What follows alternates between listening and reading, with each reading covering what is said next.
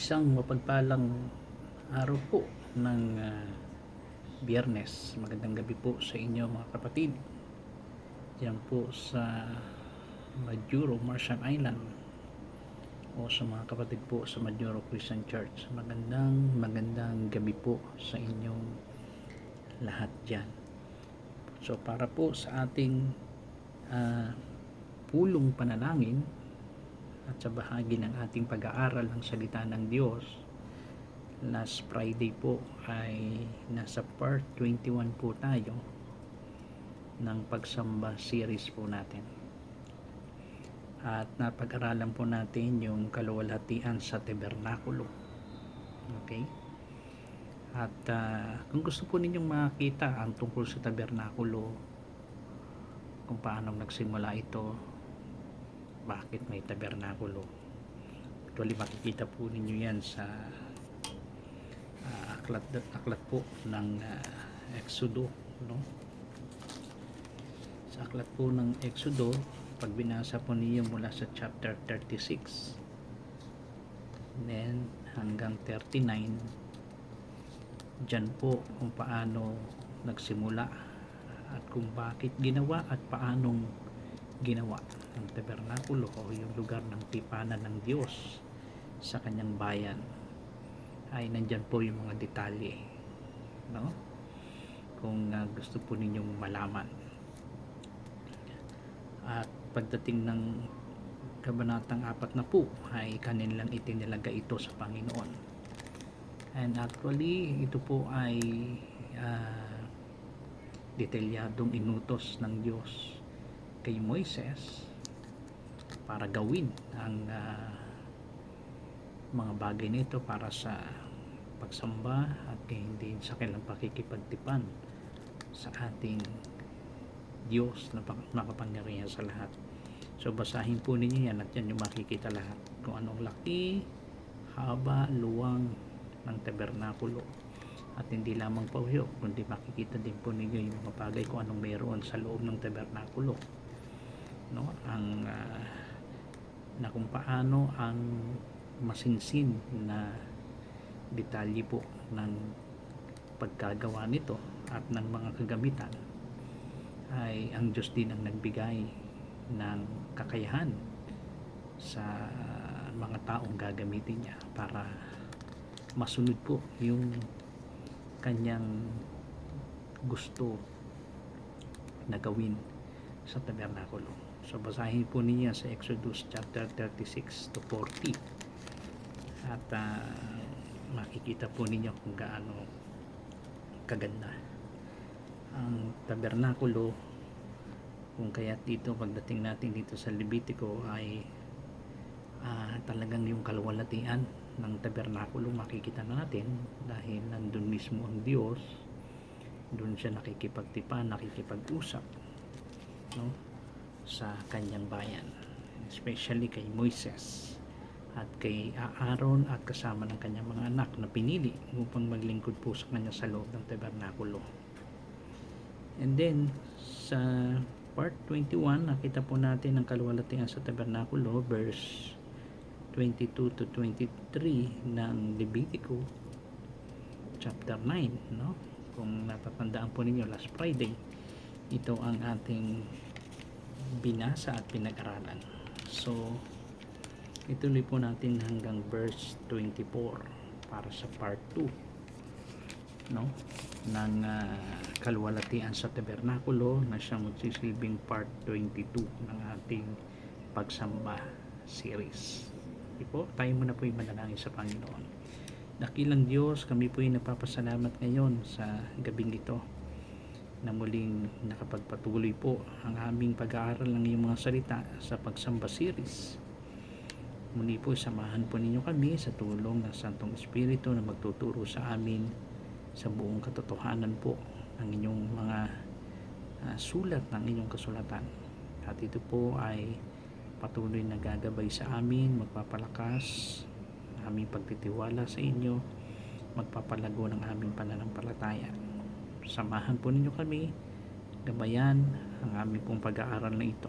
Kayo ang patuloy namin makilala at mabigyan po ng pasasalamat at kaluwalhatian na tanging nasa sa inyo lamang.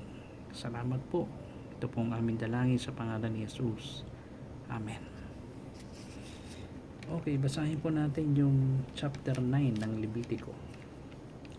Balik po tayo sa chapter 9 ng Leviticus. Tinalakay po natin yung verse 22 and 23, and then isama na po natin ang verse 24. Okay? Levitico, kabanatang 9, sa talatang 22 hanggang 24. Ito po ang sinasabi ng Biblia. Tingnan po ninyo sa inyong Biblia, no? Kung ano mang salin ang inyo pong mga hawak ngayon. Levitico chapter 9 verse 22 to 24. Itinaas niya Aaron ang kanyang mga kamay at binasbasan ang mga tao. Pagkatapos bumaba siya mula sa altar na pinaghandugan niya, sina Moises at Aaron ay pumasok sa toldang tipanan. Paglabas doon, binasbasan nila ang mga tao at nakita ng lahat ang maningning na kaluwalhatian ni Yahweh. Verse 24, sa harapan niya nagkaroon ng apoy at tinupok ang handog na susunugin pati ang taba na nasa altar. Nang makita ito ng mga tao, sila'y napasigaw at nagpatira pa. Ang Diyos ang magpala ng kanyang mga salita. Kaluwalhatian sa tabernakulo. Okay? So sa sandali pong ito ay tumugon, no, ang Diyos na mula sa langit sa pagsunod po, no, ng kanyang bayan o ng lupa. At ipinakita po ito na ang apoy ay tinupok ang kanilang mga handog. Ang apoy hindi mula sa kamay ng tao, kundi mula sa harapan ni Yahweh na ating Diyos. So ang tunay na pagsamba po rito ay hindi lamang pag-aalay ng tao sa Diyos, kundi pagtanggap ng Diyos sa alay at pagpapakita niya ng kanyang presensya. No? Nakita natin, bumaba ang apoy at tinupok ang kanilang mga handog. Ang salitang apoy dito ay madalas ay tanda po ito ng kabanalan at pagtanggap, no? Gaya po ng halimbawa natin nakaraan na si Elias, no? Siya po'y nanalangin at tinupok ng Diyos ang kanyang handog, no, mula sa altar. Ang ibig sabihin ay pagtanggap ng Diyos sa ating inihahandog sa Kanya. At ito'y larawan po ng kabanalan ng Diyos. Okay? At nang tupukin ng apoy ang handog, ito ay malinaw na tanda na tinanggap ni Yahweh ang hain. Okay? At yung harapan o presensya ay nagpapahiwatig na ang apoy ay nagmula mismo sa kanyang presensya, mula sa ating Panginoon. At ang tugon ng bayan, sila'y sumigaw at nagpatira pa. No? Nung makita nila na tinanggap ng Diyos ang kanilang hain sa Diyos, sila'y sumigaw at nagpatira pa. Ito po ay larawan ng dalawang mukha ng pagsamba. Una, ito po yung kagalakan na mula sa handog, no? Karoon sila ng kagalakan sapagkat ito ay tinanggap ng ating Diyos. Ito rin ay nagpapabanal sa puso ng mga sumamba, no? Nagpatira pa sila kung makita nilang tinanggap ng Panginoon ang kanilang ibinigay na handog sa ating Diyos. Sila'y nagpatira pa, no? Nagpabanal sa kanilang puso at sila'y sumamba. So sa ating panahon, ay maaaring hindi tayo makakita ng apoy na bumababa mula sa ating altar. Ngunit ang presensya ng Diyos ay patuloy na kumikilos. Ang tunay na pagsamba ay yaong may apoy ng kanyang espiritu na nagpapaalam ng puso, nagpapabanal ng buhay, at nagdadala sa atin ng pagpapatira pa sa harapan niya. No? Wala tayong nakikitang apoy dito habang tayo nag-aalay sa ating Panginoon ng mga bagay ng papuri, mga ibinibigay natin sa Panginoon para magpatunay na ito nga ba ay tinanggap ng Diyos. Pero habang sumasamba tayo sa Panginoon, nagbibigay, naghandog, naglilingkod sa Kanya, ay yung init ng ating mga espiritu sa ating puso, no? Na siyang nagpapaalab sa atin at siyang nagpapabanal ng ating buhay at nagdadala sa atin na talagang paggalang at pagpapatira pa sa Diyos. So ito yung ginagawa ng Diyos sa atin, no, sa pamagitan ng Espiritu Santo. Ang Espiritu Santo ang nananahas sa ating buhay na habang sumasamba pa tayo, ito ay yung init, yung sigla at pananabik natin sa ating Panginoon para siya ay ating katagpuin sa ating pagsamba, at ang ating puso ay para dalisayin ang ating pamumuhay sa Kanya. Ito ba ang nagtutulak sa atin habang tayo sumasamba sa Panginoon, no? Buhay na kung paano ay may nag-aalam ng puso na gustong magpatira pa at patuloy na gumalang sa ating Panginoon. Sana ito yung ating nararamdaman sa ating mga sarili, sa ating puso, no? Yung lubos nating paggalang, bagamat wala tayong nakikita na meron diyang lumuluhod o ano paman sa ating pagsamba, pero sa ating kaloob-looban ba, nandun yung ating buong respeto at paggalang sa ating Panginoon habang tayo ay naghahandog sa Kanya ng mga awitin, habang tayo ay nakaupo dito at nananalangin at nakikiusap tayo sa Panginoon. Ito ba yung nasa ating kaloob-looban, sa ating puso, no? Yung buong pusong paggalang at pagrespeto sa ating Diyos at yung pagnanais ng ating buhay, no, na buhay na nagdadala sa atin para tayo ay lubos na magpatira pa at respeto sa ating Panginoon habang siya'y ating sinasamba, no? Kaya napakalaking bagay po ito na sa ating pagsamba na alam natin ng lahat ng ating mga ginagawa, lahat ng ating pagbibigay ng anumang mga bagay na binibigay natin sa Diyos bilang pagsamba, pag-awit, panalangin, pagkakaloob, at naroon po ba yung init sa ating puso na ginagawa natin ang mga bagay nito dahil ito ay pagbibigay ng respeto at paggalang at buhay na kaaya-aya para sa ating Panginoon habang siya ay ating sinasamba. Kaya Panginoon, ikaw ang tumatanggap ng aming alay. Tandaan po natin, no?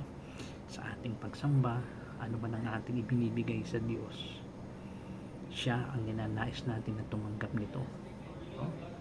Siya ang ninanais natin na talagang mabigyan ng kaluguran sa lahat ng ating alay na ibinibigay sa Kanya.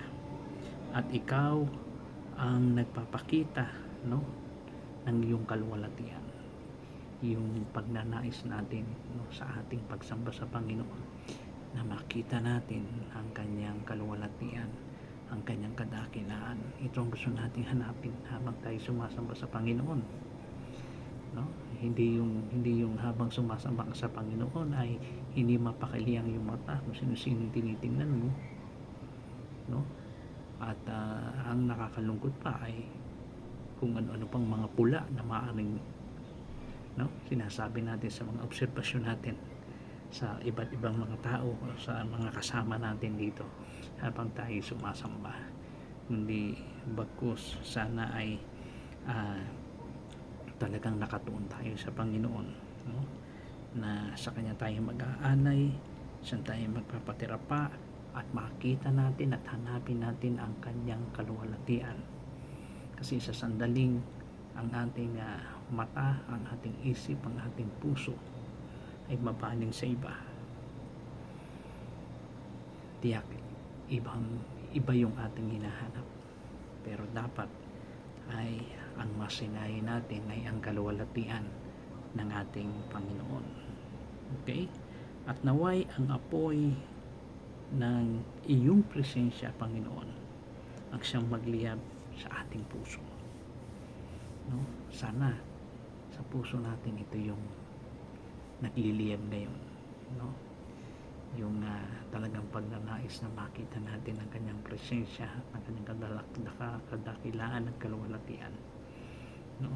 Ito yung nagliliyab sa ating puso, nag-iinit upang ang ating pagsamba ay maging totoo, no? Maging totoo, may galak at may paggahamat at may tunay na paggalang sa ating Panginoon. Ito ba tayo ngayon? Habang sumasamba sa Panginoon, habang ginagawa natin ang pagsamba, maglilingkod sa Panginoon, pag-aaral sa Kanya, no? Ito ba yung nagliliyab sa ating puso, no? Upang siya ay para sambahin natin, na pagsamba na maging totoo tayo sa Kanya, may galak at may banal na paggalang sa ating Panginoon. Napaka halaga po nito, mga kapatid, sa ating pagsamba sa Panginoon. Halaga bang nire-respeto natin ang ating Panginoon? Ginagalang ba natin siya? Talaga bang ang presensya niya ang hinahanap natin habang tayo ay sumasamba sa Kanya? No? Tandaan po natin, napakahalaga po nito. At totoo kaya tayo habang sumasamba sa Panginoon? Kasi po itong mga eskriba para sa iyo, mismo ang Panginoon ang naglantad sa kanilang tunay na mga sarili, no? Na sinabi ng ating Panginoon na ang mga pariseyong ito ay tila bagang humaharap na talagang maputi sa kanilang kasuutan o sa kanilang mga budhi para sa kanilang sarili. Ngunit ibinunyag ng Panginoon na sila may pagmamalaki sa kanilang mga puso. At kung bubuksan natin ang kanilang mga puso ay parang mga bulok na libingan sa harapan ng Diyos. So, magandang tanungin natin ang ating mga sarili ngayon. Habang tayo po ba'y sumasamba sa Panginoon, tayo po ba'y nagiging totoo? No? Talaga bang may tunay tayong kagalakan sa ating puso? At may tunay na paggalang sa ating Diyos? Napakahalaga po noon, mga kapatid. Dahil tandaan po natin, wala po tayong maililingid sa ating Panginoon. Na kung paanong sa tuwing tayo po ay nakikipagtipan sa Panginoon, umaharap tayo sa Kanya at alam niya kung anong laman ng ating mga puso. Kaya sa tuwing makikipagtipan ang Diyos sa kanila sa tabernakulo o yung lugar ang tipanan ng Panginoon sa kanila, ito'y tinatawag na isang kaluwalhatian ng tabernakulo, no? Kaluwalhatian ng tabernakulo, na sana ito nga po ang ating kalagayan sa harapan ng Diyos, no? At hindi natin siya maaaring dengguin, no? Na tayo ay sumasamba, no? At hinahanap niya ang tunay na mananamba. Tayo kaya ito ng mga tunay na mananamba? Kasi maraming mga hindi tunay na mananamba sa ating Panginoon. Diyan nakita natin sa kanyang sinabi sa aklat ng Juan, no, na marami ang mga hindi tunay na mananamba at hinahanap niya ang mga tunay na mananamba. At sana tayo yun, no, na kanyang sinasabi. Kaya ito pong aklat ng Leviticus na nakita natin dito, kung paano pinagpala sila sa kanilang paghahandog, sa kanilang pagsamba sa Panginoon sa pamamagitan ni Moises at Aaron. Ibinigay ang pagpapala ng Panginoon sa kanila pagkatapos na maranasan nila ang maluwalhating paghahandog sa tabernakulo. Ay ito ang ibinunga sa kanila ng kanilang paghahandog. Tinanggap ng Diyos ang kanilang handog at talagang ito ay nagbunga po ng isang buhay at totoong sumasamba sa Diyos na may kagalakan at may banal na paggalang sa ating Panginoon. So, napakaganda na lagi natin isipin, no? Ano ako sa harapan ng Diyos sumasamba?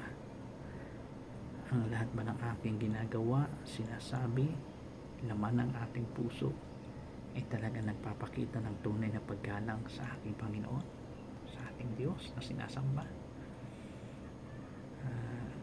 Sana po, no, ang lahat ng ating sagot ay talagang masasabi natin na talagang ito ay pagrespeto sa aking Panginoon. Marami po kasing mga uri at mga halimbawa ng pagsamba sa mundong ito, pero hindi natin nakikita ang tunay, no, ng laman ng puso sa pagsamba, na sila nagiging totoo sa harapan ng Diyos, na mayroong tunay na kagalakan at may banal na pagrespeto sa ating Panginoon. Napakarami po, no, na masasabi natin na talagang parang hindi nalulugod, hindi natutuwa ang ating Panginoon sa paraan ng kanilang pagsamba, no? At kung ganoon ay ang magiging konklusyon sa ginawang pagsamba na yon ay hindi katanggap-tanggap sa Panginoon. Kumbaga ay hindi bumaba ang apoy at tinupok ang kanilang handog. Magkuso lang nangyari, no? Pero sana sa ating pagsamba sa Panginoon, lagi ang apoy ng Diyos na mula sa langit ay ibinabagsak niya sa ating mga handog para tupukin na nagsisilbing tinanggap ng Diyos ang lahat ng ating paghahandog, ang lahat ng ating pagsamba para sa Kanya.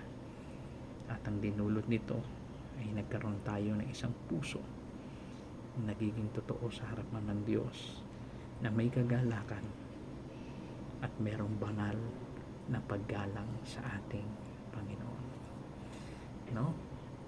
Kaya sa lahat ng ating mga ginagawa sa ating pagsamba sa Panginoon, laging nakaang gulo po ito, kung ito ba'y makapagbibigay ng kaluwalhatian sa Kanya, o yung tayo lamang ang nabibigyan po ng sentro ng kaluwalhatian, no, ng puna ng ibang mga tao, ay hindi po maganda yun.